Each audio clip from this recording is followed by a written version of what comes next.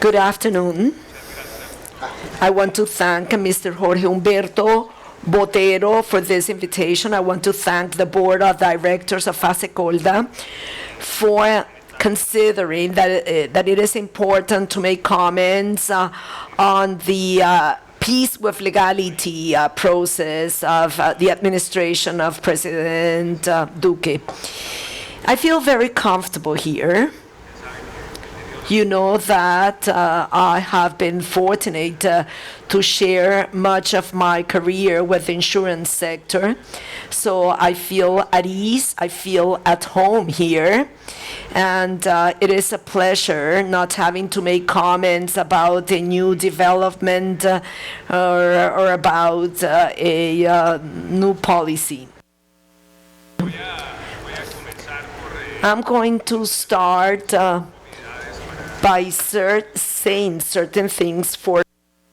So if you consider the process of the peace process, and it's while it was negotiating the process with the FARC, the government and the president is 100% his responsibility. Once that the agreements are signed, there is a huge amount of responsibility that belong to many entities and to different aspects of the public area. This is relevant to be aware that when we talk about the application, integral application of the agreement, some are responsibilities of the government and some are the Congress and jurisdictional branch too. So in some opportunities, the Colombians, we are very severe when we judge ourselves. So, as nation, we've been doing 3 years after signing the agreements and 1 year from this new government. In the field of the warranties, political warranties, the trade-off that is done in a case of we suspend the conflict, suspend let's think about the policies as the other countries do. So in 3 years, Colombia changed its constitution, opened the Congress so that the FARC party could come in and participate. They participated in some elections with the differences that this can generate in the Congress, in the Senate, they're in the representatives, and they are going to participate in the elections of October. In the case of Ireland, it took 10 years before they could understand that it was necessary to open, so they had to open their agreements and reshuffle. We, at this moment, have modified our constitution, transitional justice included in the constitutionality, the 3 organs of the justice. This transitional justice is the mission of the truth, unity seeking of the disappeared, and the HEP installed with a budget, with cases that are in motion and which we would prefer that would be more severe, but these processes are ongoing. In the case of Ireland, it's one that they haven't been able to open their transitional justice, and after 20 years they're still arguing what should happen. There are others that correspond to the executive branch, and those the voice of the president has always been the same. President, the first day, said, "I am the president of all Colombians," and President Duque is behaving under that sense. You may hear him say that we have to turn over the page to understand that there are no enemies or friends of the peace, and this is the way he's behaved. The first step to put in practice this policy wasn't abroad, because people say something was done outside and something was done inside. This was done here. And the president talked about his policy with equality.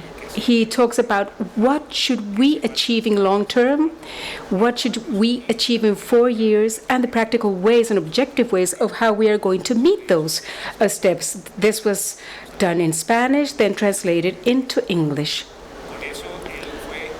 he was transparent and sincere when he talked about what we should do. The president is a complete ethical man, purist, and he talks about peace with equality and the legal aspect. So things that should be introduced to the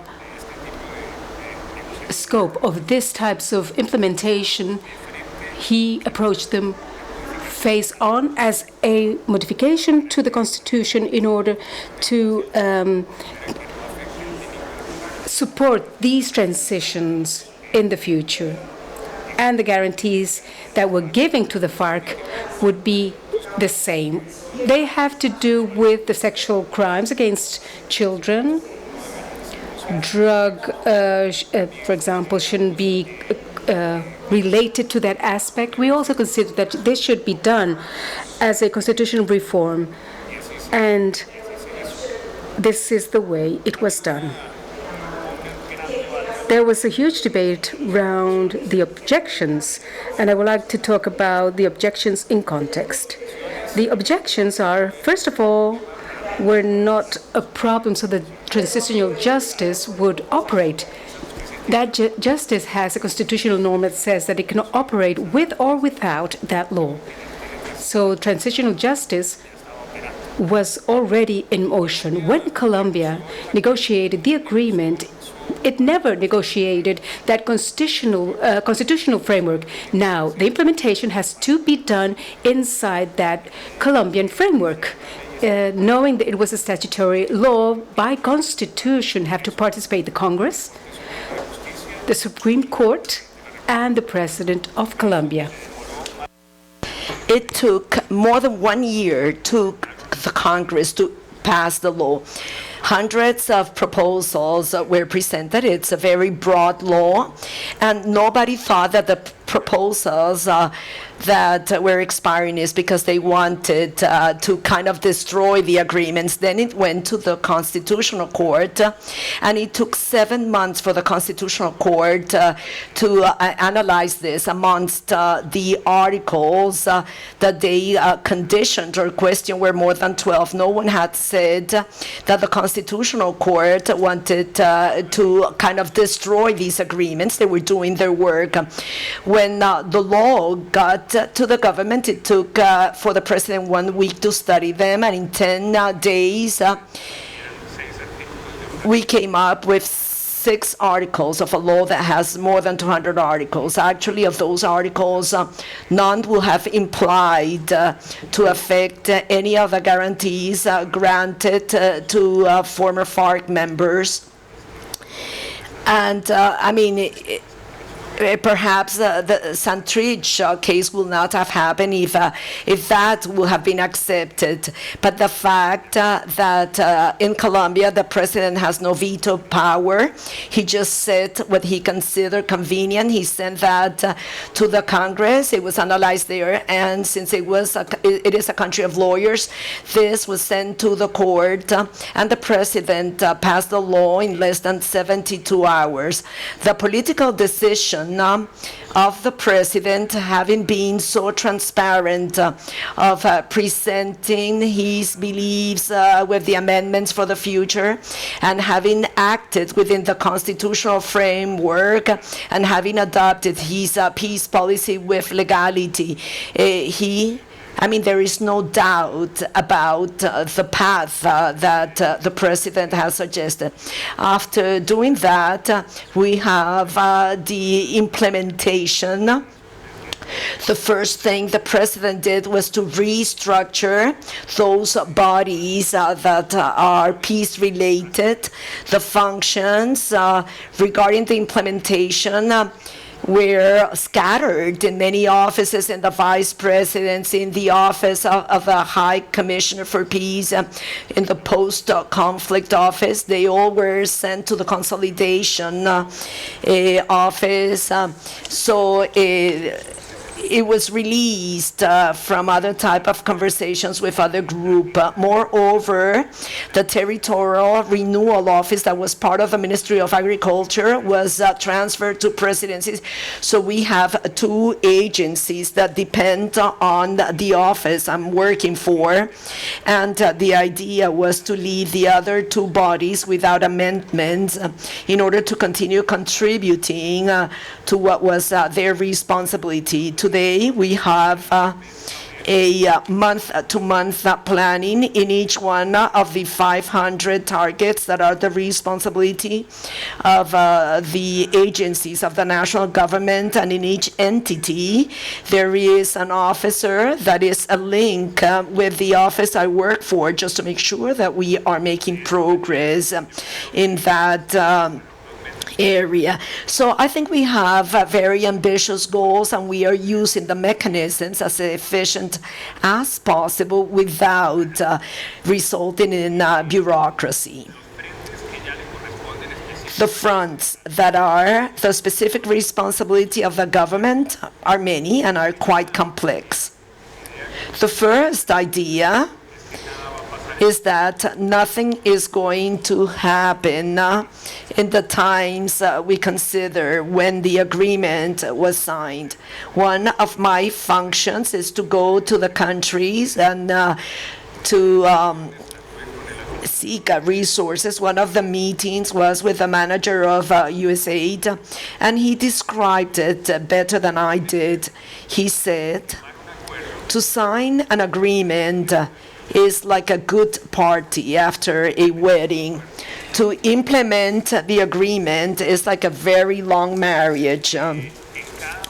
So in each one of the fronts, the president has said that it is necessary to have realistic planning. So in the times needed, we will get the expected results. The first front is the incorporation of former combatants. That's not going to change the country significantly, but everything depends on that.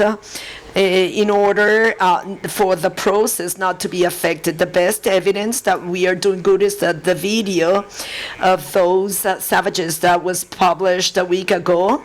I mean, they had not been in the process for a long time.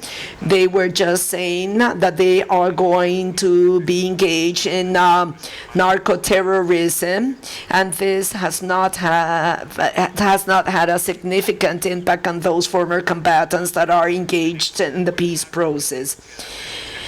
We have to offer some guarantee to the former combatants. We have to protect their lives. In order for you to have an idea, we have around 3,500 in the old reincorporation territorial spaces, 25 sites around the country where we have 3,500 of them. For each one of these areas, we have a whole battalion of 100 men and women, also one of police forces, 100 men and women that provide security to that site. We haven't had any victims in those areas.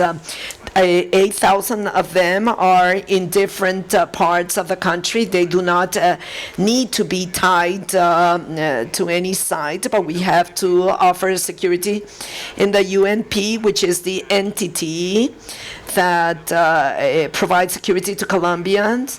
We have a special area that looks after alarms of former combatants. We have 200 security systems, and we haven't had any that has affected those protected. There is a special attorney's office unit whenever there are attacks or murders. It is 50% more efficient than the rest of the general attorney's office. We have special security systems for the leaders, and we have a special system. You can consult on in order to protect the FARC political parties so they can participate in the election process.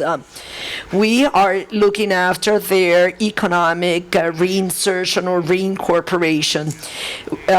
We have for this a very detailed planning. We have a census. We know where they are, who is looking for a job, who wants to become entrepreneurs, who wants to work in the city or in the rural areas. And we have contracted the National Planning Department to help us in the collective productive processes. We have contracted Impulsa just to make sure these are good productive projects. If we are talking about 11,000, we are speaking about a population of 50,000 people. If we are talking about families, 4 or 5 members, it's like an area similar to Amaga. For a place similar to Amaga, we have passed productive projects, 431 in 1 year. So that's worth like 3.9 billion Colombian pesos. And we have received the collective groups, 2 of them. And of those 35, that's worth 24.5 billion pesos. With international cooperation, they have all changed their bylaws in order to coordinate this with the government strategy. We have approved 37, so that's 2.7 billion Colombian pesos. So we have today 98% of combatants banked. And we have 90% in the pension system. If I were mayor of a place of 50,000 people, and I would have achieved that, I would be the most popular mayor in the world. So obviously, we need to go and to move faster. But in my opinion, our support has been quite significant when dealing with reincorporation. There is a second front, and it's reform in rural areas to change the conditions that we should have in those rural areas. One of the criticism, exotic criticism that I'm receiving now, it's that we are attempting, that we are complying with this, and I'm trying to understand that. It's like we are pretending we are complying. I think it is that we are not complying as some people thought we were going to comply with. One is the multi-purpose cadastre. This is a necessary tool in order to achieve peace of mind in the different areas and just to make sure there is agricultural development. In order for you to have an idea about this, depending on the indicator, it is estimated that between 6 and 10% of the land in Colombia has cadastral information, and that's mad. It means that people cannot own the land, or that taxes cannot be charged, that we cannot have territorial zoning, etc.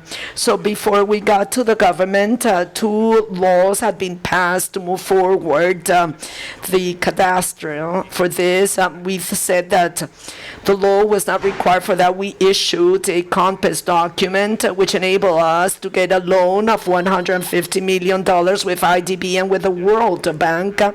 We are restructuring this at the notary superintendency and also IGAC, and with these resources we are going to formalize 70 municipalities in order to reach 70% of the municipalities. So that's genuine compliance. I don't know what is it that we are pretending. We needed to have a land bank. We received that with 500,000 hectares, and we have delivered an additional 500,000 hectares. We have the system of agriculture by contract. This is a very powerful system. The name is not the one included in the agreements. And we have a program for rural women, which is very powerful to empower rural women. That's very important, thanks to the financial sector today. The lowest or cheapest conditions to remain in the rural area is to be a woman and to be a head of household. We have in the Congress the land law, the agrarian law. We also have in the Congress the irrigation law. That law is extremely important because for the first time it offers the possibility of having PPAs in order to cover with irrigation the Colombian lands. This year, in terms of dispute solution, we have 16 areas that are highly affected by violence and poverty, and I'm shortly going to tell you what this is all about. And in 15 of these areas, we have alternative mechanisms for dispute solution with IDB resources in order to reach 16 in the time that we have left in this administration.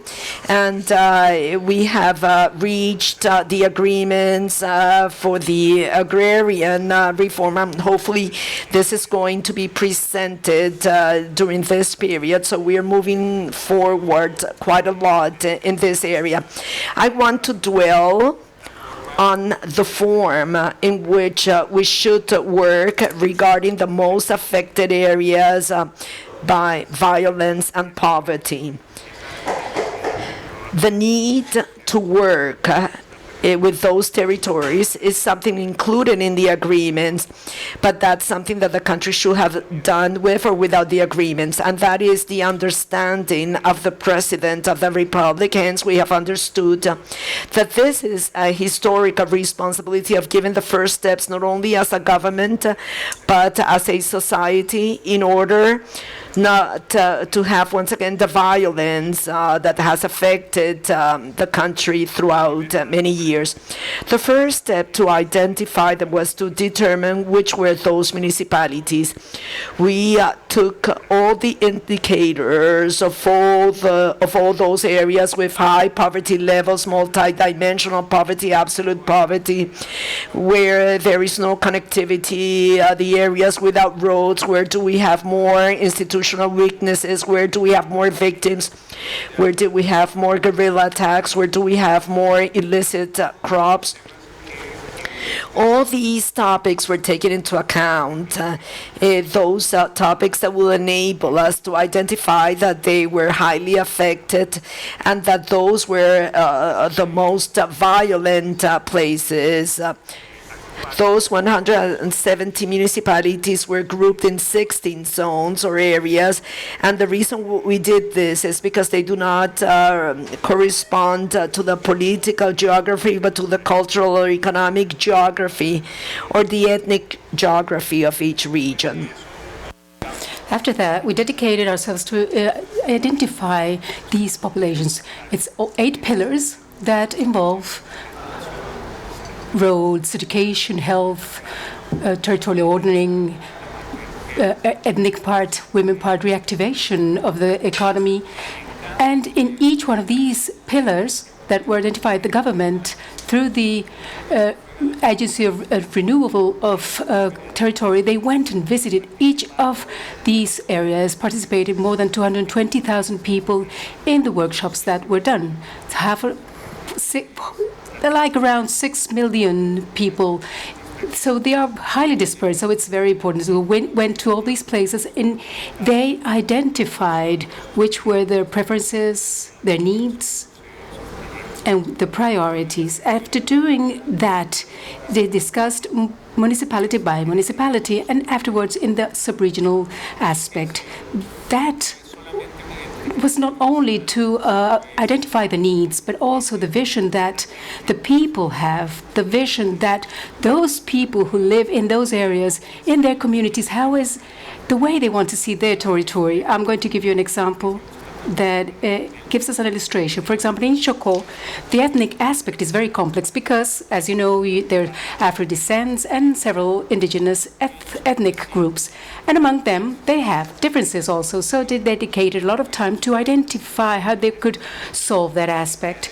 The PEDET of that place, by their own decision, it's called PDT, because they also wanted to add the ethnic letter PDT. So what should happen from that point on? We need to believe in the populations and to build the territory as they are thinking about. They are telling us that they have the capacity to do that. From out of the 270 voluntarily, 110 at this moment adopted inside their own council, the PEDET, as a long-term policy. So this is something that is completely magical. This is the people saying to their politicians what is it they want, and the politician accepting what the people want and acknowledging them in a way that it's very important. It's a link in the judiciary system. So this we should accept. We should respect this aspect. What has the government done facing this aspect? We only had 2 of those, not of the 16. In the end, we finished the 14 that were lacking. Then we included in the development plan the possibility to have a roadmap. A roadmap is needed because identifying the needs not only implies a planning that could comply with it. So we knew that the roadmap would exist and it should be linked with the rest of the plans that would apply to these areas. The sectorial plans, the plans derived from the voluntary substitution of crops, the plans of the victims, the collective indemnizations, etc. So at this moment, we have contracted Deloitte for them to do, when we talk about Catatumbo, up to December, and to leave us the basis that we may have the other 15 at the middle of the year. Cartagena has 1 million inhabitants, let's say, but Cartagena is a very small territory. What we're talking about is to do the equivalent of the urban planning of the people that are completely located in the third part of the territory. So that's why we have to do it vigorously. But while we're doing this, we are not staying still. We're not standing still. We're still working in the practical part, and we're working in the financial part. We did some modification of the resources of works by taxes. This is a mechanism that any person, up to 50% of the tax is not payable to the DIAN, but it can also invest it in the works that the communities have estimated that is what they want. So we did a modification of the rules of the CAD Pass, where 7% of the royalties is administered, and also to be delivered to complying to these works. In up to now, we have more than 1,900 million to meet those needs of the communities with what they asked for. So the budget, the complete budget of Invias for the works of this year is for 500 million pesos, 500,000 million. So this is the amount needed to do the works complying to the communities. But we went moreover, including the concept of the budget marker. That means that every ministry, every superintendent, every government agency that has inside has to comply with those expectations, have to mark in the budget how much resource is going to be handed towards the work that they correspond to. And we convinced the international community so that they also go in that orientation of the PDET, so that what was called the support towards peace is not only to any concept, but specifically to the implementation. Yesterday, I received good news that the European Fund approved 3 projects for Nariño, Putumayo, and Caquetá. 2 on cocoa development and milk and dairy products, around 15 million euros. So at the same time that we are strengthening this planning, we are executing. I want to end by saying what we are doing cannot be only an action of the government. What we are doing has to be an action of the whole society in Colombia, of the whole country, for 2 reasons. First of all, because of equity. And those people, those populations, they have been completely abandoned for many, many years, and the gaps existing between us and the rural area are huge, but those that are in the average of the country and those affected areas are gigantic. So the coverage average that has water provision is around 98%. Very well. We're like in a European country, but the coverage average that Colombia has in water for the rural areas is only 40%. We're like an African country. The average that Colombia has in water coverage for those regions is 10%. So we are like a sub-Saharan country. 1 in 10 families that are over there, where I mentioned, have access to water in their household.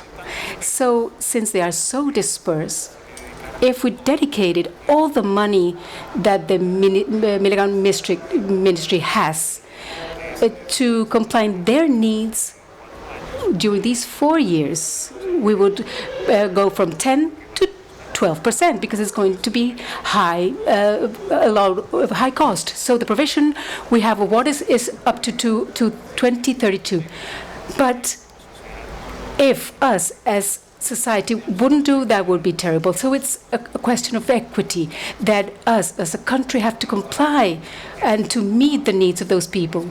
This is another a little bit more selfish point of view. Since we talk about regions that are so dispersed, if we as a country don't have clear that we have to help them to improve and we have to take the state to them, and the fact they don't have any more violence, is what happens is that we are going to keep on applying traditional forms of administrative public or politics.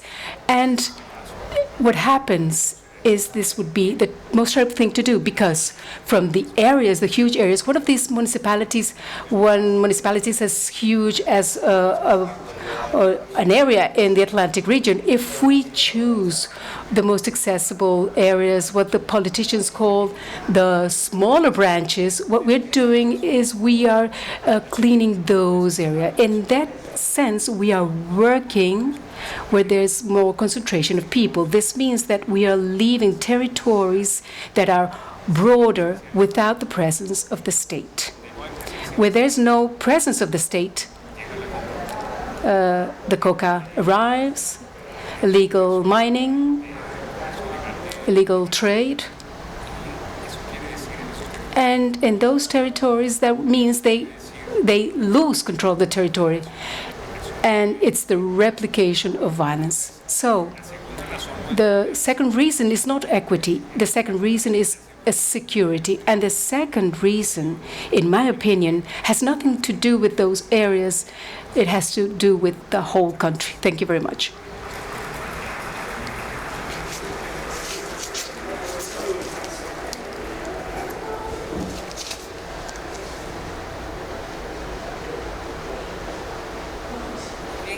Thank you very much, Dr. Archila, for your conference and the formalization of the rural property and the attention towards the victims of the violence in some of the countries. We'd like to ask some of the assistants if you have any questions. Dr. Botero. It's just spontaneous, just a question.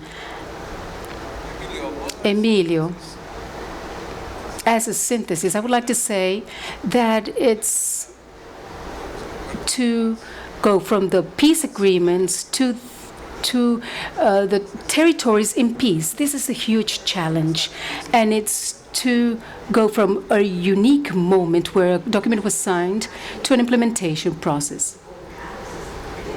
But a point that you didn't mention is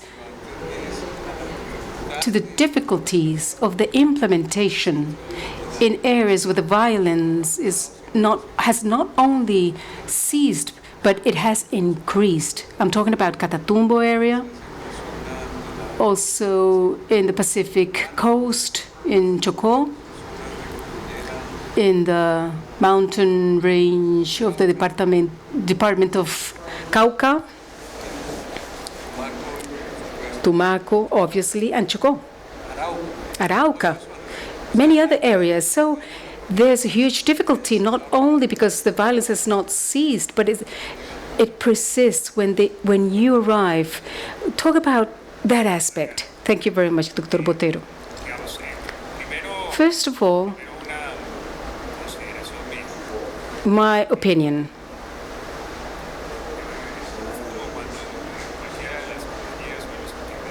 Whenever any company arrives in December, we do the increase, for example, in the payroll. So this salaries, this is a very regretful process, because the person which the salary is increased feels that it's very good, it's enough, it's better than the rest, it's okay. So the problem, they never thank the boss because they feel that they should receive that increase. But if there's someone that has not been as good, he's going to feel sad because he didn't receive that increase. I say this because,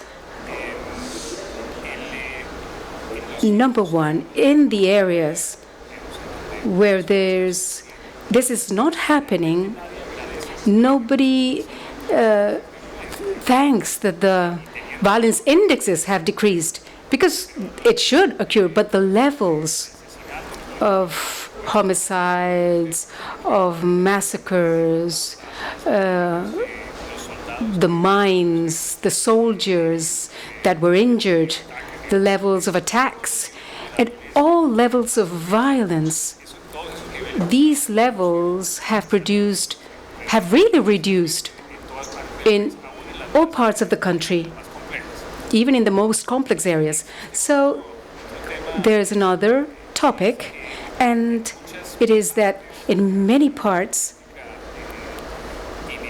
the initial policy of, for example, from 16 years up to date of combat, those very complicated effects before the agreement was signed were happening in some regions. So dividend of the peace was being received. I think this is important to consider as a general aspect. Now, in those areas where there's violence, I think it's very important to do several things. First of all, it's not only about the FARC. So each of the regions has a characterization of what's happening that are similar in results, but different on the causes of what is really happening in those areas. So there are areas, for example, and obviously I'm not the defense minister, nor the expert, nor the advisor in security, but in Urabá, in the southern part of Córdoba, those are problems relating to land. There is everything, but specifically complicated territories. We have a problem with the presence of the LN and those who have control of over the territory.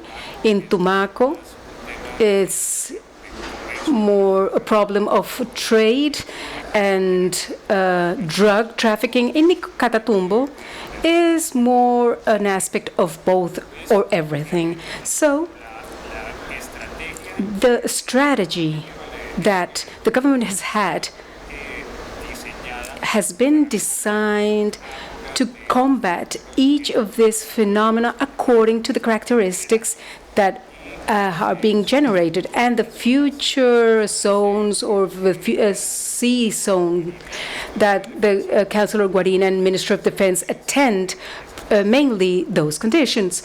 Now, in the security law, we had the idea of understanding that this had to be done in a harmonious way. All the strategies point to that, but in practice, we are really doing it that way. Now, the future zones, futuro zones, zones C, are really small parts that included in the PEDET, because there are the problems. So what the Guarín and the experts in security, they identify those areas where the phenomena is happening. They highlight it as a need to be as an intervention of security, and it has also a civil development component, to put it that way. Now, in practice, when they're going to do the decree, I am part of the Security Council for the decree of those areas in order to consider what we are doing as PEDET zones. Now, in the planning aspect, the Councilor Guarín works with the renewal agency, and around half of the amount of money that is being sent to Tumaco are sent for defense aspect, communication, displacement aspects, and the other half of the money is for the acceleration of the PEDET. So they say we need more education. They identified the needs of the education that the communities prioritized, and they dedicate some of the resources to that. In the Catatumbo, where I work the most, the intervention of the Futuro zone is under my work. So we are focalizing in the areas we need that intervention of major security, guaranteeing no inconsistency in between the policies and the interventions.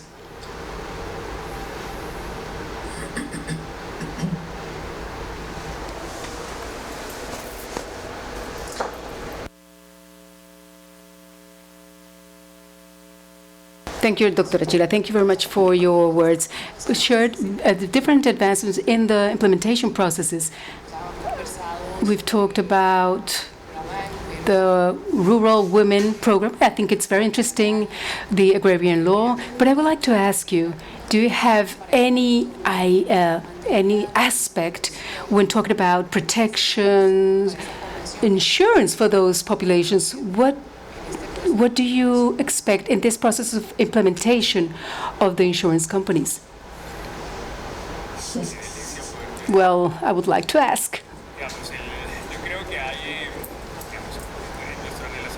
In our relation with the private sector, I would like to insist what the many thanks I owe to Dr. Botero to be able to be here today.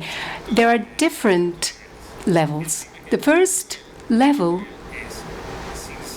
is we sincerely need that the society understands we need to do this. When I say sincerely, in the case of the private productive and insurance sector, is to be conscious that this implies to put resources so this really it goes in effect. It's very important to know that it's critical, paramount, that we have an opportunity that will not present again for those of us who are here in life, because that being alive wasn't meant to be textual, but the magic that this is derived from the agreements is that in the Constitution highlighted that this had been done through three 4-year terms. So the timings